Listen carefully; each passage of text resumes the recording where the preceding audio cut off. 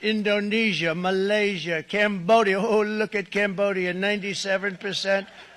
We're going to bring it down to 49. They made a fortune with the United States of America.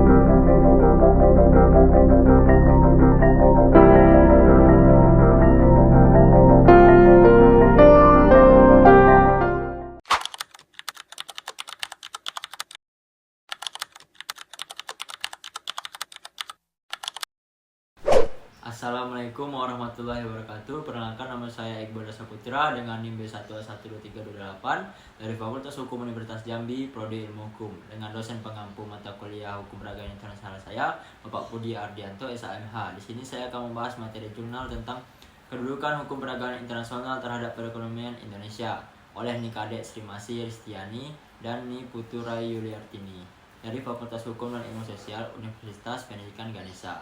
Nah, untuk dari yang saya simpulkan atau saya singkat, dalam perdagangan internasional di situ disebutkan bahwa pertukaran barang dan jasa antar negara yang menjadi tulang punggung perekonomian global berperan penting dalam kemakmuran suatu negara.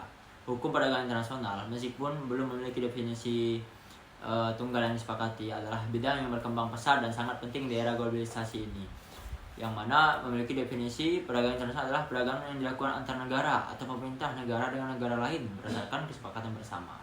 Pelaku perdagangan bisa individu, pemerintah, atau kombinasi keduanya, yang mana membentuk tujuan adalah memperoleh manfaat perdagangan yang sangat meningkatkan pertumbuhan ekonomi dan menciptakan lapangan kerja. Nah, untuk selanjutnya ada prinsip-prinsip dasar hukum perdagangan internasional, yang mana memiliki 4 prinsip.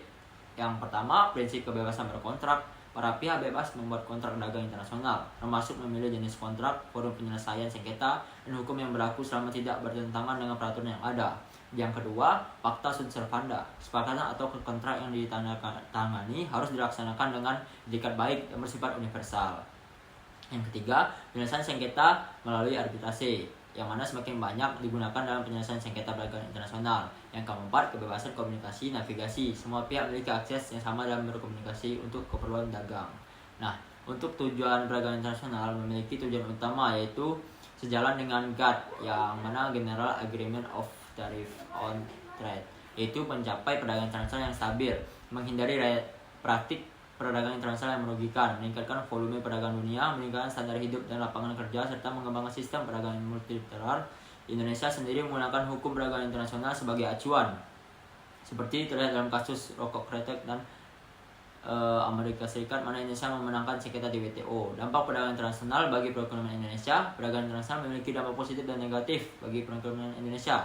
Dampak positif ekspor, memperluas lapangan kerja, meningkatkan cadangan devisa, dan memperluas pasar produk.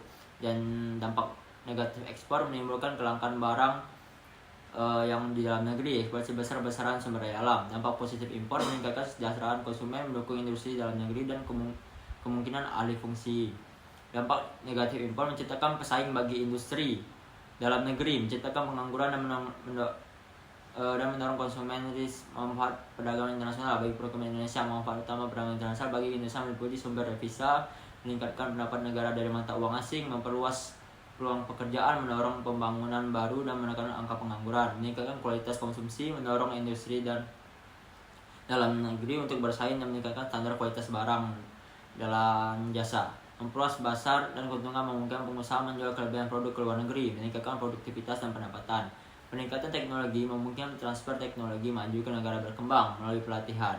Hubungan baik antar negara yang mendorong kerjasama ekonomi, hubungan diplomatik yang positif, subjek dan sumber hukum perdagangan internasional. Subjek hukum perdagangan internasional adalah meliputi negara, organisasi perdagangan internasional seperti WTO dan perjanjian internasional yang paling penting baik multilateral, regional dan maupun bilateral.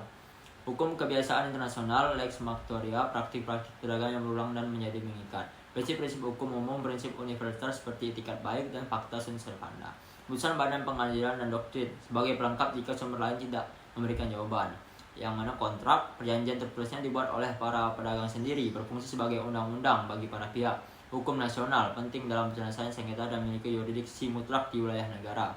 Kesimpulan yang bisa saya dapatkan seperti perdagangan internasional memberikan keuntungan besar bagi pertumbuhan ekonomi Indonesia, masuk pencipta lapangan kerja dan meningkatkan kesejahteraan. Namun, perlu diwaspadai dampak negatifnya seperti kelangkaan barang, eksploitasi sumber daya, dan konsumerisme. Memahami hukum dan dampaknya akan membantu Indonesia memaksimalkan manfaat positif dan meminimalkan dampak negatifnya. Terima kasih. Itu saja yang bisa saya dapat sampaikan. Mohon maaf jika ada salah kata dan salah pengucapan. Saya akhiri dengan bentuk wassalamualaikum warahmatullahi wabarakatuh.